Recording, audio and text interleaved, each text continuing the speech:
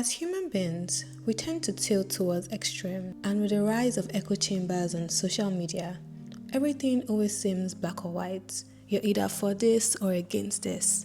But sometimes the truth is found in the middle. In this last video of my future work series, I'm going to be talking about a skill that I think is going to separate the highest earners from everyone else.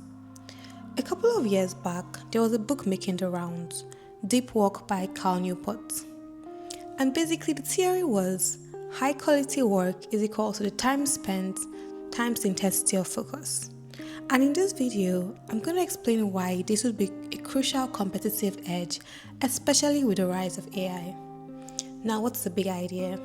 Cal Newport divides professional tasks into two categories, deep work and shallow work. Deep work, he explains, is the professional activities performed in a distraction-free state where you push your cognitive abilities to their limits. Now, shallow work, you think about like your routine tasks, sending emails, just logistically styled tasks that are often performed while distracted, things you can multitask with generally. They're easy to replicate and usually generate less value. Now, there are 4 key rules for deep work. The first one is you have to work deeply. So basically, you have to build a routine that fits your lifestyle. Another rule he mentions for embracing deep work is to embrace boredom. This is one of the most crucial rules, especially in the time of social media. If you constantly give in to distraction, your brain loses ability to focus. Newport recommends training your concentration like a muscle. Instead of taking breaks from distraction to focus, take breaks from focus to allow distractions, right? So train your brain that you don't have to feed it constant entertainment so that it becomes comfortable with boredom. And most times, it is in times of boredom that your true creativity arises. Now, linking this back to why I think deep work is a crucial piece missing in the future of work. The first thing is that AI is already raising the bar about what is considered as acceptable work. Because of AI, you can just do research, quickly produce a decent first draft, produce a reasonable analysis, a decent competent summary, right? AI can do all of that. But where your edge comes is your creativity, your insight, your persuasion, your context, your nuances, your experiences, right? Think about how you did a literature review in maybe your master's or undergrad thesis. The task was basically to go see what's out there, not copy from one person, but cite different sources, right? And build upon what they have. And I think essentially that's the same way to approach all work. Because what is the value of an original thought? People typically say there's nothing new under the sun. We typically build on what's out there, adding our own context, adding our own nuances, adding our own creativity. And I believe that that would be the edge in the future of work. And it's also the same way when people say, oh, this looks like AI slop. We are no longer measuring output by quantity alone, because quantity has been taken away, like the quantity edge. Because of AI, you can produce like a draft in minutes. The difference now would be quality. That special edge, that creativity edge, that is where deep work comes in. Because if you don't take enough time to focus, to connect the dots, where would your creativity come in? How do you actually build this? I would give you an example from myself. I have seen my screen time and it's outrageous. I don't even think I can mention it. It was like a couple of hours spent on screens. So I think starting with an honest audit would really help you understand where the leakages are.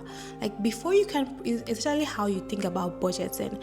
Before you can protect your focus time, you need to know where it's going, right? Figure out what time are you spending, or exercise, what time are you spending on screen, on social media, what time can you save for the things that you actually want to do. The next thing would be to design your environment, right? So design an environment before you need willpower. So think about it, maybe you put your phone in another room during your focus session, you turn your notification on, off, you put up do not disturb, maybe during the week you delete some apps, during the weekend you can have the apps back, right? Figure out what works for you. People also find that having a dedicated space for deep work tends to work very well, so that could be something you look into as well. I think that could help is like scheduling deep work as a meeting, right? So this doesn't only help you within your career, but it also helps you even for the personal goals that you have for yourself as well, right? Start small. And one thing I would always advise is treat everything like a marathon, not a sprint, right? So ensure that you are not trying to change everything all at once. Think about the small levers that you can pull that will make a big difference, right? It's 80-20 essentially. The 80-20 rule essentially means that most times 80% of the value comes from 20% of the work, right? And then also match your best hours to your hardest work. I'm not one to preach 5 a.m. club because I don't wake up at 5 a.m., right? Some people tend to do their better work at night. Some people tend to do their better work at morning. Some people during the day. Figure out your own body rhythmic patterns and what works best for you, your schedule, your work. Now let me bring the whole series together. In my first video, I talked about the skills that really matter, personal brand, deep expertise, the tools to use, vibe coding, critical thinking. In my next video, in this video 2, I talked about what's actually interesting career right now and why a portfolio career could be the best response. And in this video, I talk about the foundation that makes it all possible.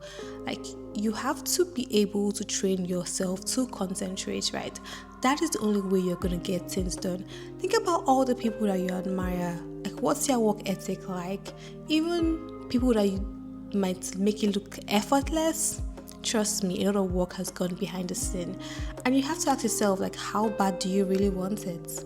That's the question. Anyway, in a world full of distraction, your genuine competitive advantage is being able to focus. Because the human mind is capable of some incredible things.